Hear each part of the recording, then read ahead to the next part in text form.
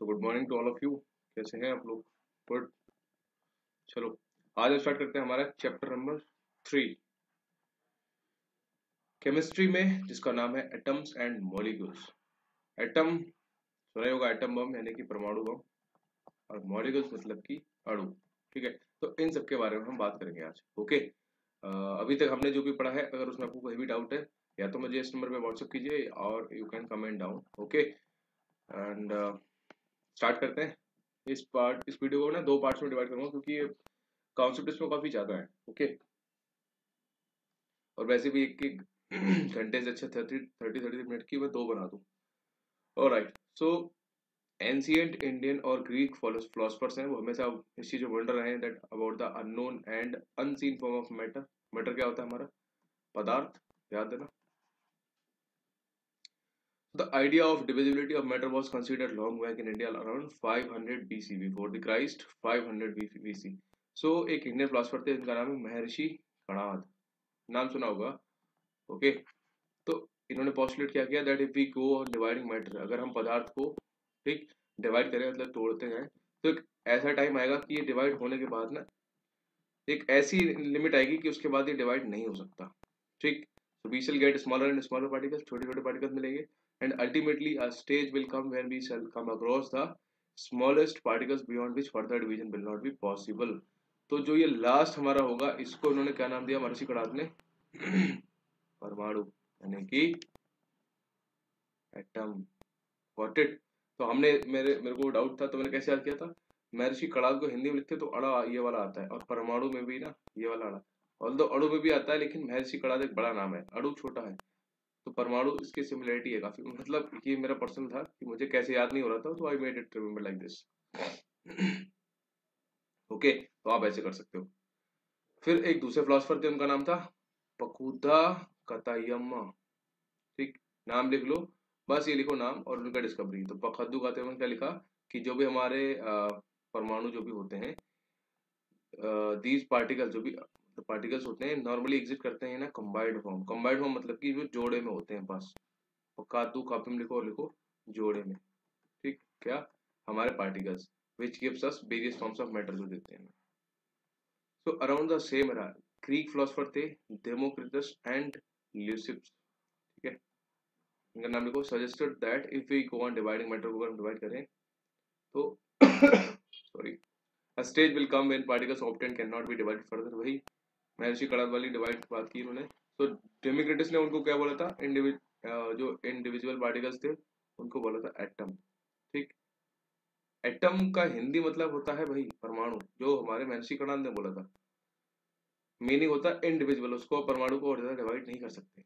So all this was based on philosophical consideration and not much experimental work to validate these ideas and could be done till the 18th century। तक अभी इसका कोई validation नहीं था। तो 18th century के last में क्या हुआ? साइंटिस्ट ने रिकग्नाइज किया the difference between elements and compounds. आपको बता चुका हूँ पहले। एलिमेंट्स क्या होता है? एक तत्व, और बहुत सारे जो तत्व मिल जाते हैं उनको क्या बोलते हैं? कंपाउंड, सॉरी कंपाउंड यानी कि यौगिक। जैसे कि सेल्स, छोटी छोटी सेल्स होती हैं, अगर बहुत सारी सेल्स मिल गई तो उनको क्या बोल देंगे हम? टिश्यू। पढ़ा ना कल वाली क्लास में। And naturally became interested in finding out how and why elements combine करते हैं and what happens when they combine. कैसे कंबाइन करते हैं और क्या होता है जब वो कंबाइन कर जाते हैं। तो एक थे एंटोनियो एल लेवोशियर, उन्होंने एक फाउंडेशन क्या रखा केमिकल साइंस में by establishing two important laws of chemical combination. तो ये लिख लो, एंटोनियो एल लेवासिए ने दो लॉ दिए थे, उनका लॉ लिख लो। नंबर एक, लॉ ऑफ केमिकल कॉम्बिनेशन। ठीक, so the following two laws of chemical combination were established after much experiments by Lavoisier and Joseph L. Prost। तो इन्होंने एक्सपेरिमेंट किए थे। नंबर एक, लॉ ऑफ कंजर्वेशन ऑफ मास। अभी देखो जहां भी ऐसा वर्ड आ जाता है ना, law of conservation of mass, law of conservation of energy, ठीक है, तो यहाँ पर कोई इशू नहीं हो रहा होगा, बस कोई भी चेंज नहीं होगा मास में। ठीक है, before the process and after the process, but उसका वो हो सकता है, चेंज हो सकता है। क्या बताता हूँ, जैसे एनर्जी कभी डिस्ट्रॉय नहीं हो सकती, कभी क्रिएट नहीं हो सकती, बट उसका फॉर्म चेंज हो सकता है। ठीक है। हाँ जी, ये देखो। So laws of conservation of mass state क्या बोलता है कि mass can neither be created और नॉट डिस्ट्रॉयड, ना ही वो क्रिएट हो सकता है ना ही डिस्ट्रॉय हो सकता है in a chemical reaction. Got it? बस यही है लॉ ऑफ कंजर्वेशन ऑफ। दूसरा लिख लो लॉ ऑफ कांस्टेंट प्रोपोर्शंस। ठीक, ये हमारे लेवासिए और एल्प्रोस्ट ने दिए थे। तो लॉ ऑफ कांस्टेंट प्रोपोर्शंस क्या होता है कि Lavoisier along with other scientist noted that many compounds were composed of two, और ऑब्वियसली कंपाउंड मिलकर किससे बना होता है, टू या उससे ज्यादा एलिमेंट से, ठीक है। And each such compound had the same elements in the same proportion, जो भी उनके अंदर एलिमेंट्स हैं वो सेम प्रोपोर्शन में है। कि मान लो H2O है तो उसमें क्या है 2:1 का रेशियो है ना, 2 हाइड्रोजन एक लाइक ऑक्सीजन, तो सेम प्रोपोर्शन में अदर भी मिले हैं। So irrespective of where the compound came from of who prepared it, फर्क नहीं पड़ता कहाँ से बना हुआ, किससे बना हुआ।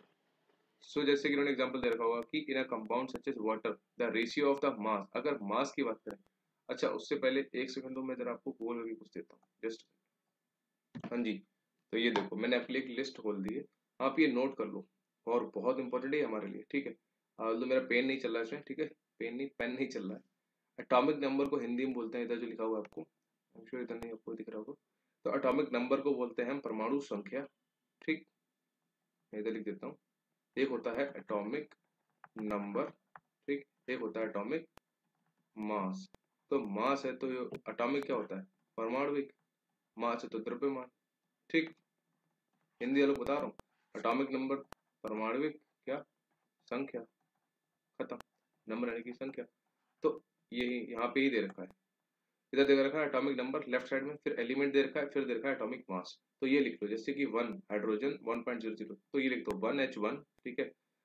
और ये फिगर आउट में लिखना है, जैसे हीलियम का देखा है 2He 4.000026, तो अंडर जो 500 होगा, यानी कि जैसे 0026 है तो इसको आप 4 लिख सकते हो, लेकिन जैसे आप देखो 8वें नंबर का ऑक्सीजन, तो 8 ऑक्सीजन हम 16 लिखते हैं, क्यों, क्योंकि 15.999 है, मतलब अप्रोक्सीमेट में हम लिखेंगे तो जो जिसके नियरेस्ट होगा उसको हम करेंगे। जैसे 9 फ्लोरीन का होता है, उसको बोलते हैं 8, उसका होता है 19, ठीक है, 9 फ्लोरीन 19 एटॉमिक मास। और एक चीज और याद रखना, जो आपका एटॉमिक नंबर होगा ना हमेशा कम होगा, कम वाला होगा, और ये हमेशा ज्यादा वाला होगा। फॉर एग्जाम्पल जैसे हम लिखते हैं 8O16, तो इसमें 8 ऊपर रहता है और ये कम है, तो ये क्या हमारा एटॉमिक नंबर है, ठीक। मैं बड़ा कंफ्यूज होता था इसमें, और जो ज्यादा में होगा वो होगा मेरा एटॉमिक मास, खत्म, बाकी मुझे नहीं पता। तो ये आप लिख लो 1 से 20 25 30, मैक्सिमम 25 तक कर लो, बाकी इससे ज्यादा हम करेंगे नहीं, जरूरत नहीं पड़ेगी, ठीक है। तो मैंने ये दिखा रहा हूँ आपको, नोट कर लेना है एक करके, ठीक है, कर रहे हो नोट, मैं आगे बढ़ा रहा हूँ उसको, नहीं तो आप वो ले लेना, स्क्रीन शॉट ले लेना उसका, ठीक।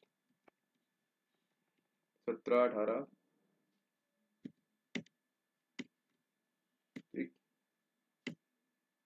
30 तक दिखा दिया मैंने, चाहो तो आप नोट कर लो, अदरवाइज 25 तक तो रट लो आप, ठीक है। सबका एक दो बार आप लिखोगे और राइटिंग करोगे। देखो एटॉमिक नंबर आपने याद रखना ही नहीं है, मैंने ना इसकी ट्रिक बनाई थी, क्या बनाई थी, जैसे हाई हाइड्रोजन को हाई हीलियम, फिर कुछ ऐसे याद हो गए थे, जैसे 2He4 3Li6 4 बेरिलियम, 4 5 में कंफ्यूज होता था।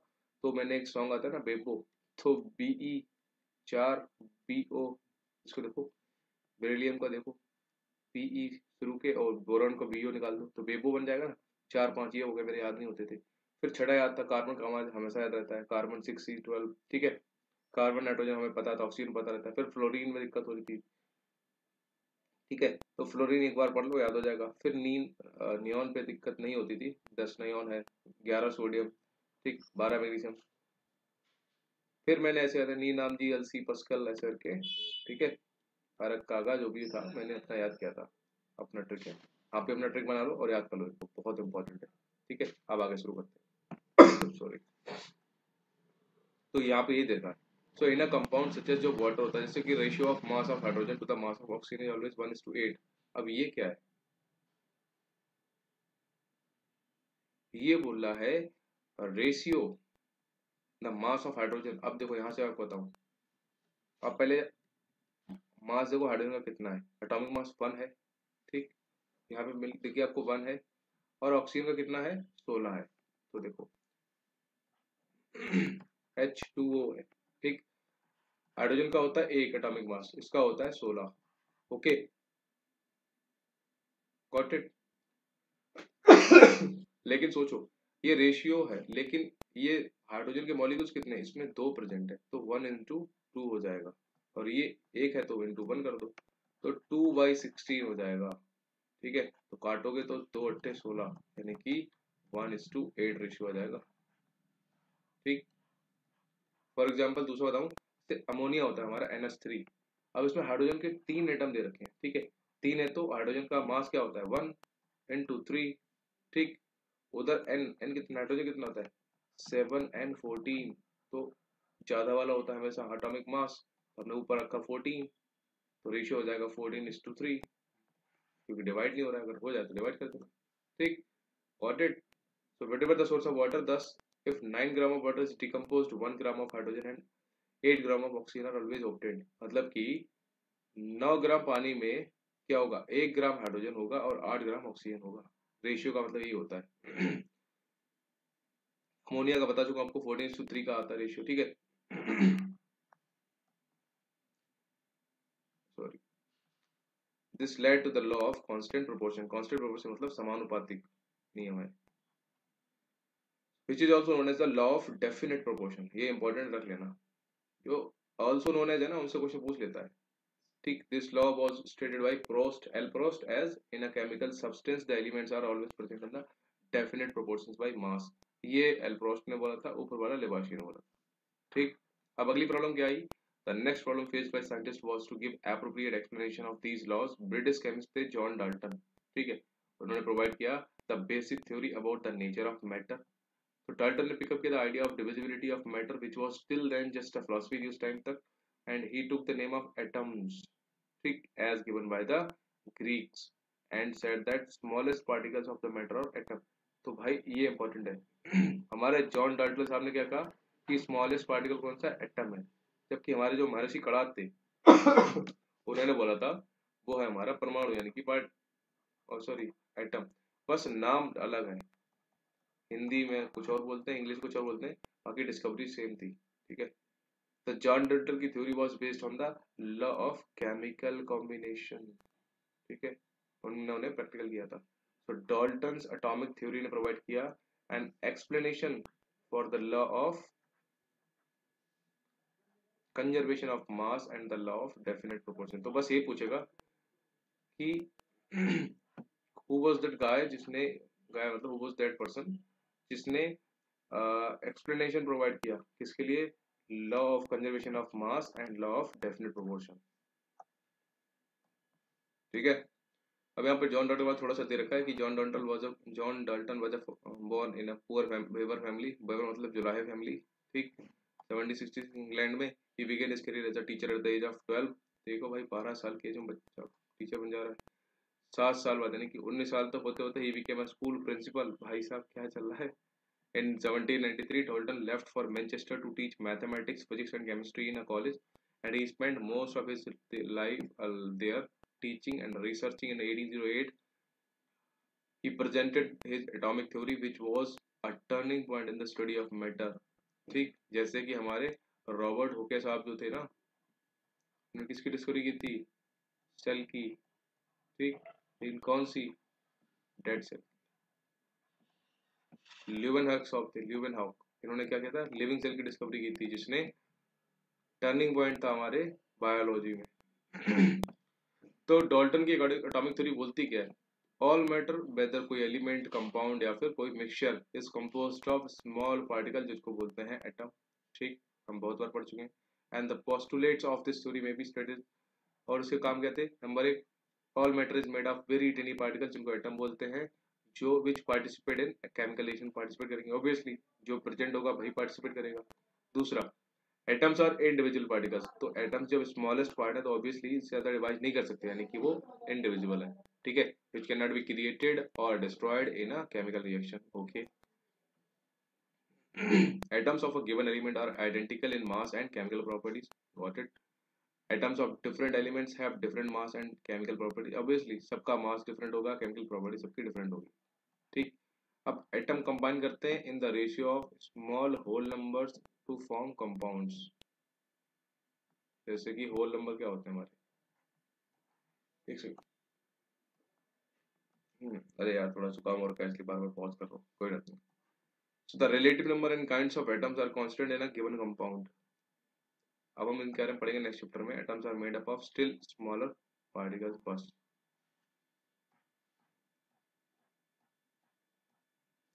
सो एटम होता क्या है ये तो बताओ। What is an atom? So have you ever observed a mason building करता है बॉल को, ठीक। मेसन मतलब मिस्त्री, राजमिस्त्री। जो दीवार बनाता है वो छोटी छोटी ईंटें जोड़ता रहता है, जोड़ता रहता है, ऐसे करके एक दीवार बन जाती है, ठीक। तो ये जो दीवारों में जो ईंटें काम करती है ना, वही होता है हमारा एटम, ठीक है। तो वॉल, अभी इन्हीं दीवारों से ही कमरा बनता है, कमरे से घर घर रूम निकलता है, और वहां से बिल्डिंग बनती है। So what is building block of the huge building? इनका बिल्डिंग ब्लॉक क्या है? What about the building block of an ant hill? चींटी वाला घर होता है ना, it is a small grain of sand होता है चींटियों का घर का, ठीक है। छोटी छोटी मिट्टी इकट्ठी कर करके वो बनाती है अपना पूरा जो भी है। तो similarly the building blocks of all matter are atom, क्योंकि स्मॉलेस्ट पार्टिकल। हाँ जी। अब बात करते हैं how big our atom. Atom कितने बड़े होते हैं? तो atoms are very small. They are smaller than anything that we can imagine और compare with. So more than millions of atoms when stacked would make a layer barely as thick as this sheet of paper भी बना लेंगे, ठीक। यहाँ पे कुछ दे रखा है एटॉमिक रेडियस इज मेजर्ड है नैनोमीटर। नैनो मतलब 9 आ रहा है, तो 10⁻⁻⁹, ठीक। 1 नैनोमीटर यानी कि 1/10⁹ देखो नी, जो 10⁻⁹ है ना, वो अगर ऊपर लिखोगे तो माइनस आ जाएगा, लेकिन अगर 1/10 की ओर लिखोगे तो +9 आ जाएगा, ठीक है। तो वही लिखा है 1/10⁹ मीटर बराबर 1 नैनोमीटर, या फिर 1 मीटर बराबर 10⁻⁹ नैनोमीटर, ठीक है। ये इन्होंने रिलेशन दे दिया। जैसे 1 sorry 1 nanometer is equal to 10⁻⁻⁹ meter, और इसको लिख सकते हो 1/10⁻⁹ मीटर, ठीक। और यहीं से बन जाएगा 1 meter is equal to 10⁻⁹ nanometer. ये तो चला जाएगा 10⁻10। ये क्या है? हाइड्रोजन एटम है, ठीक। रेडियस है उसकी, हाइड्रोजन एटम की। वाटर मॉलिक्यूल की कितनी रेडियस है? 10⁻⁹, ठीक। -9 है। मॉलिक्यूल ऑफ हीमोग्लोबिन की है 10⁻⁻8। कितने छोटे होते हैं देखो। मिट्टी का 10⁻⁴। ये रेडियस है, मतलब अगर मान लो ये हमारा कोई आइटम है तो उसकी रेडियस होती है उसकी ये आधी। एप्पल का 10⁻⁻1 यानी कि 1/10 होता है रेडियस इसका एप्पल का। Got it? तो यही से बात कर रखे। So we might think that if atoms are so insignificant in size, why should we care about them? This हम उनकी केयर क्यों करते हैं, वो इतने छोटे हैं। So this is because our entire world is made up of atom। पूरा दुनिया हमारा किससे बना हुआ है? एटम से बना हुआ है। We may not be able to see them, but they are there। हम देख नहीं सकते, but वो वहाँ हैं, and constantly affecting whatever we do। Though through modern techniques we can now produce magnified images of surface of elements showing atoms, ठीक है। तो an image of the surface of the silicon की image ऐसी दिखती है, जिसमें atom बहुत सारे होते हैं। So what are the modern day symbols of atoms of different? अब इनके लिए हम सिंबल्स यूज करते हैं, ठीक।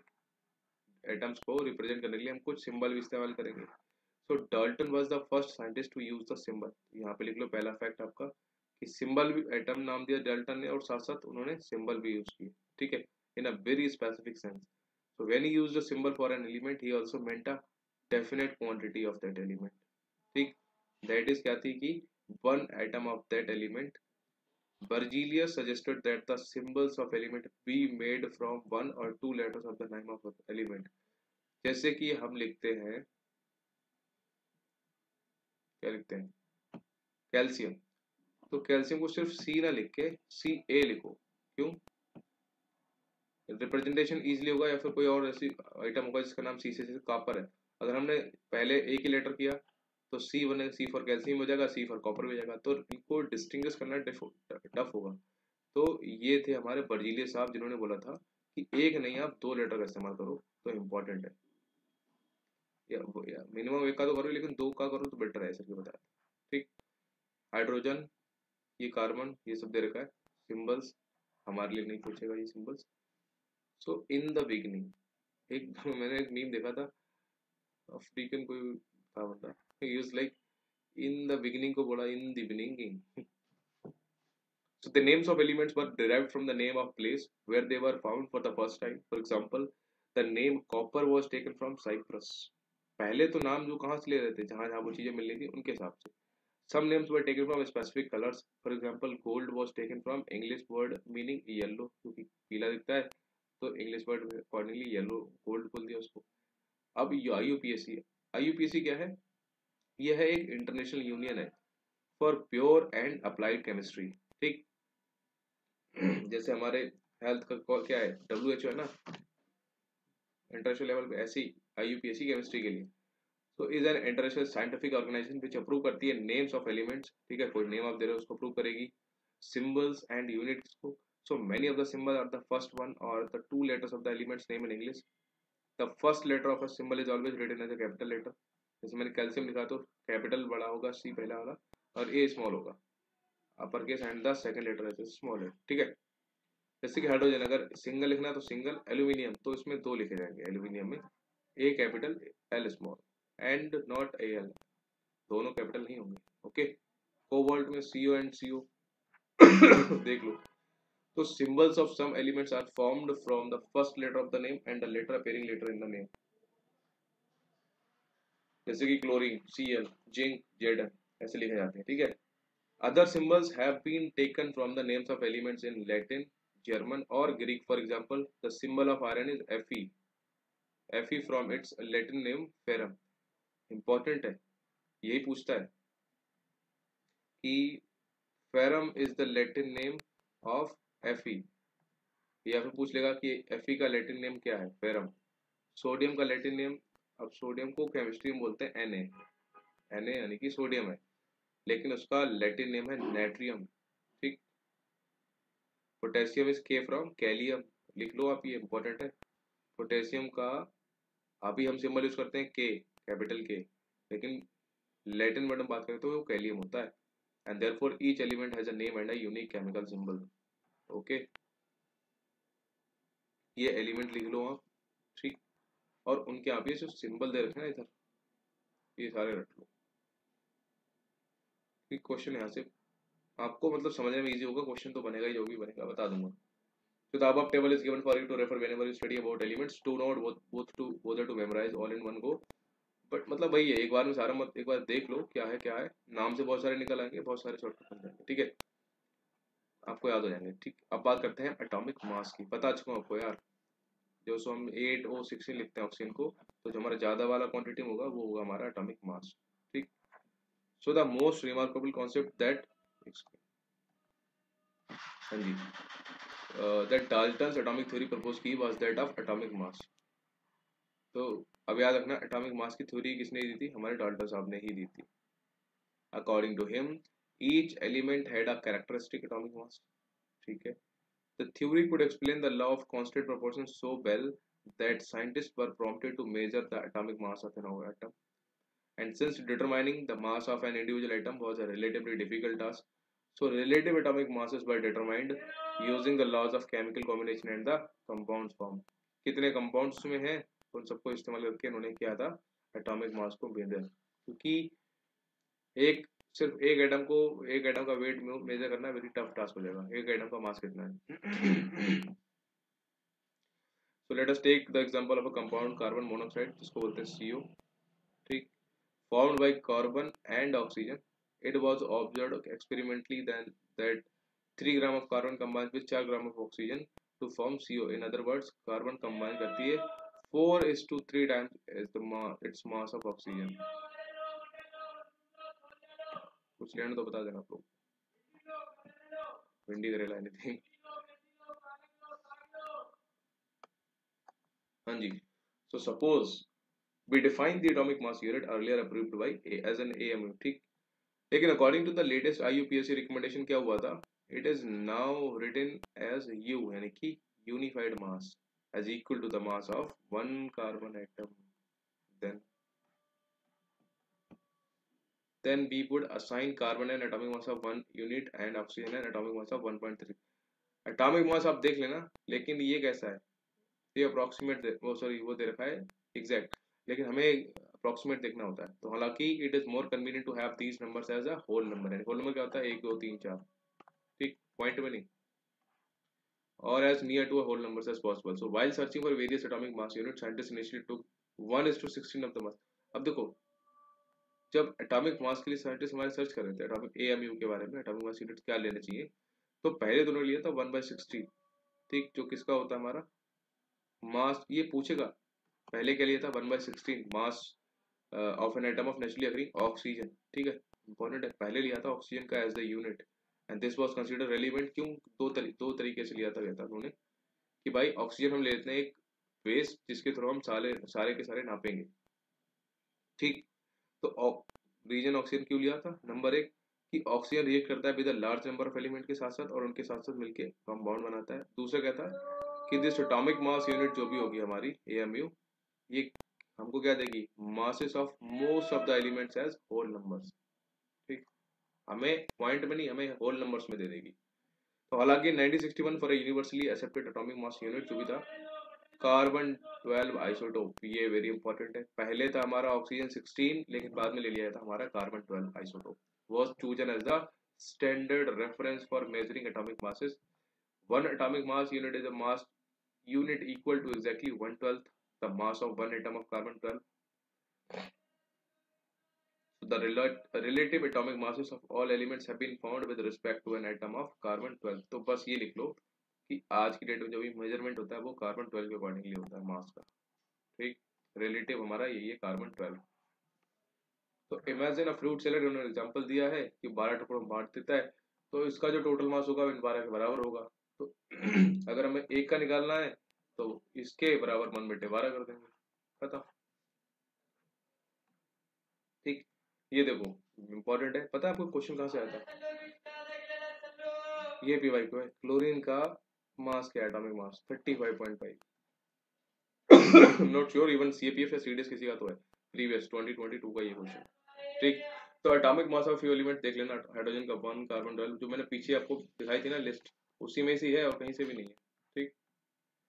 अब हाउ डू एटम एग्जिस्ट कैसे करते हैं, ठीक, let me check the time, अभी 30 मिनट नहीं हुए, हम कर लेते हैं तो एक तो sorry page, let me check. So atom कैसे एग्जिस्ट करता है? So atoms of most elements are not able to exist independently, exist नहीं कर सकता एटम मोस्ट एलिमेंट्स का। एटम बनाता है हमारा मॉलिक्यूल्स एंड आयंस, ठीक, एंड दीज मॉलिक्यूल्स और या फिर जो भी आयन होते हैं एग्रीगेट करते हैं in large numbers to form करते हैं the matter that we can see, feel और टच। जो भी मैटर होता है उसको हम कर सकते हैं ना, ये सब उसको देख भी सकते हैं, उसको फील भी कर सकते हैं, उसको टच भी कर सकते हैं। क्यों? क्योंकि इसमें मॉलिक्यूल्स या फिर आयंस होते हैं जो इकट्ठे होते हैं बहुत ज्यादा नंबर्स में, जैसे सिलिकॉन वाला देखा नहीं था आपने, ब्लू ब्लू, ठीक। अब मॉलिक्यूल क्या होता है, ठीक। So a molecule is in general a group of 2 या मोर एटम्स का, ठीक, मतलब एटम जो था अभी तक छोटा था, उससे भी छोटे हैं लग रहा है कि 2 या 2 से ज्यादा ग्रुप का जो भी मॉलिक्यूल मिलेगा तो वो एटम बन जाएगा, that are chemically bonded together, ठीक है, that is tightly held together by attractive forces. Okay, and a molecule can be defined as the smallest particle of an element or a compound. एक second दोस्त। So a molecule can be defined as the smallest particle of an element or a compound that is capable of an independent existence and shows all the properties of that substance. समझ गए? अभी तक atom था, आप बोल रहे हैं कि molecule can be defined as a smallest particle of an element. किसी भी एलिमेंट का स्मॉलेस्ट पार्टिकल क्या है हमारा, क्या है, मॉलिक्यूल, ठीक, जो कि इंडिपेंडेंट एग्जिस्ट करता है और साथ ही साथ सारी प्रॉपर्टी किसकी दिखाएगा, उस पर्टिकुलर सब्सटेंस की। So atoms of the same element और of different elements can join together to form molecules. Atoms of the same element या फिर डिफरेंट एलिमेंट्स की ज्वाइन करेंगे together to form molecules. Okay, अब बात करते हैं molecules of elements. So the molecules of an element are constituted by the same type of atom, ठीक। Atom molecules of an element, किसी एलिमेंट क्या होता है, हमारे तत्व होते हैं, ठीक। तो तत्व के जो मॉलिक्यूल्स होंगे वो सेम टाइप ऑफ एटम के होंगे, ठीक। तो मॉलिक्यूल्स ऑफ मेनी एलिमेंट्स जैसे कि हमारा आर्गन हो गया, helium etcetera, are made up of only one atom of that element, ठीक। But this is not the case with most of the non metals. Metals में तो ये होता है कि वो सारे सिंगल से बने होते हैं, बट नॉन मेटल में क्या होता है, जैसे कि molecule of oxygen consist of 2 atoms of oxygen and hence it is known as the diatomic molecule. O2 3 atom मिल गए तो O3 यानी कि ओजोन बन जाएगा। तो ये क्या है हमारे नॉन मेटल्स। तो नॉन मेटल्स में इनमें डिफरेंशिएट वेरिंग हो सकती है, ठीक है, लेकिन हमारे मेटल्स में नहीं होती। So the number of atom constituting a molecule is known as atomicity. अब एटॉमिसिटी क्या होती है, इसको हिंदी में बोलते हैं परमाणविकता। और आपने पढ़ा होगा हिंदी वालों, परमाणुकता सुनी होगी। तो कोई मॉलिक्यूल कितने एटम कैरी कर रहा है उसको उसकी परमाणुकता कहते हैं, ठीक। जैसे कि metals and some other elements such as carbon do not have a simple structure but consist of a very large and indefinite number of atoms जो bond होते हैं together, ठीक। अब इन सब की बात करते हैं जो हमारे कुछ नॉन मेटल्स हैं। नॉन मेटल्स हमारे हैं argon, helium, oxygen, hydrogen, nitrogen, chlorine, phosphorus. Argon, helium, oxygen, hydrogen, nitrogen, chlorine, phosphorus, sulphur, एक सौ, ठीक है। तो ये देख लेना जरूरी नहीं कि पॉलीएटॉमिक टेट्राएटॉमिक, बट जो ऐसे पूछ सकता है कि जो टेट्राएटॉमिक देखो सिंगल है, दैट इज योर फास्फोरस, ठीक। तो ये आप देख लो। इसके अलावा डाइटॉमिक तो ऑक्सीजन, हाइड्रोजन, आपको पता ही है, O2 ऐसे लिखते हैं ना, O2 H2 N2 Cl2, ठीक है। तो ये हमारे डाइटॉमिक हो गए। मोनोटॉमिक यानी कि बहुत ज्यादा होंगे, ठीक। सॉरी, मोनो में सिंगल होता है और पॉलीटॉमिक में मैनी होते हैं, ठीक। और टेट्रा में 3 होते हैं। K3 सल्फर कितने हो सकते हैं, एसिड जो भी है। आर्गन और हीलियम, एक सेकंड, हाँ जी। सो मॉलिक्यूल्स ऑफ कंपाउंड्स की बात करते हैं, सॉरी अभी तक हमने एलिमेंट्स की बात की थी, अब compound.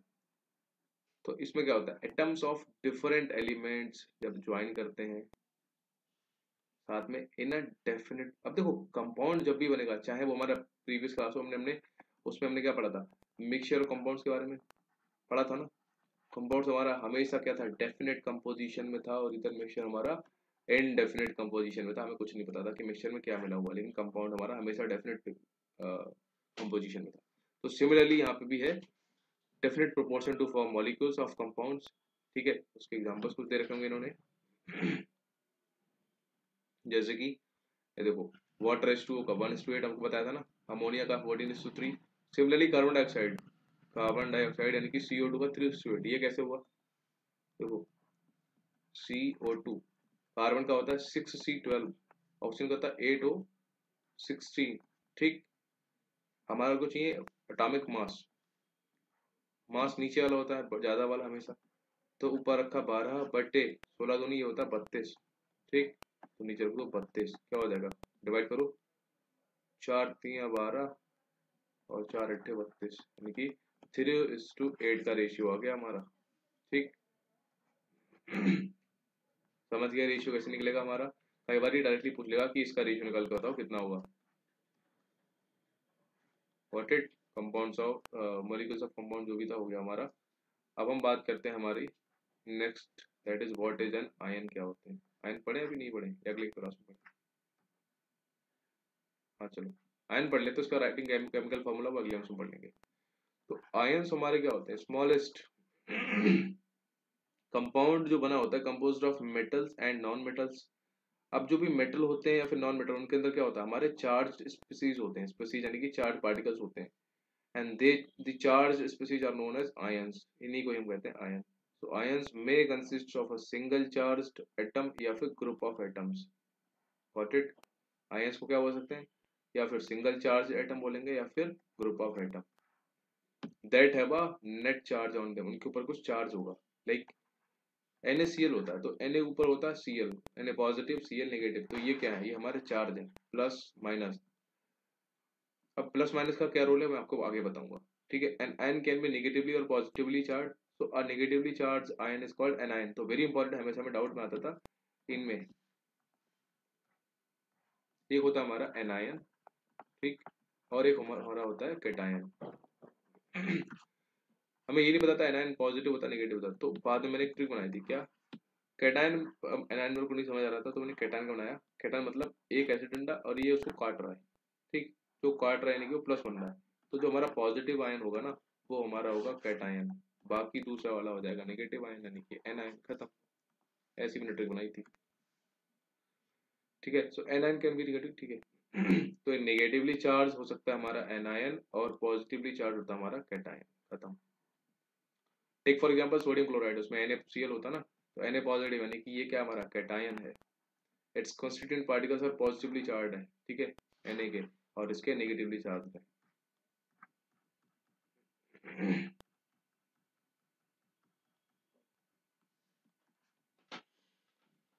Group of atom carry करता है charge is known as a polyatomic ion, ठीक। We shall learn more about the formation, ठीक है। अब आयनिक कंपाउंड की बात करते हैं। सो कैल्शियम ऑक्साइड हमारा COH का होल ट्वाइस, इसमें कैल्शियम और ऑक्सीजन होता है। मैग्नीशियम में मैग्नीशियम होता है, मैग्नीशियम सल्फाइड में मैग्नीशियम और सल्फर होता है। अब ये सब वहीं से बनाया रेशियो ऑफ मास। अब आप ये अपने आप निकालोगे 3:4 कैसे आया, 5:2 कैसे आया, एंड 23:35.5 कैसे आया सोडियम क्लोराइड का। सोडियम का होता है 12 Na 23 था ना, कितना था उसका 12 Na 23, तो 23 उसका हो गया सोडियम का, ठीक। अब क्लोरीन का 35.5, तो बस अभी डिवाइड हो नहीं सकता तो उसको सिंपल लिख दिया। तो ये रेशियो बाई मास निकाला सीख लो आप लोग, और कुछ नहीं। और उसके लिए आपको वो याद होना चाहिए जो मैंने आपको 25 तक बताया याद करने के लिए, 25 से 30 तक याद कर लो, मिनिमम 20 तो याद कर ही लो, ठीक है। 25 कर लोगे तो योर बेटर, बाकी कुछ नहीं।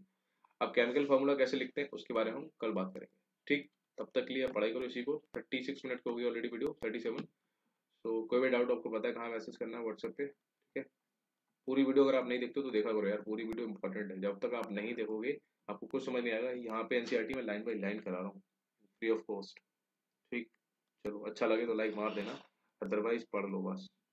सी you in the next video, तब तक के लिए गुड डे।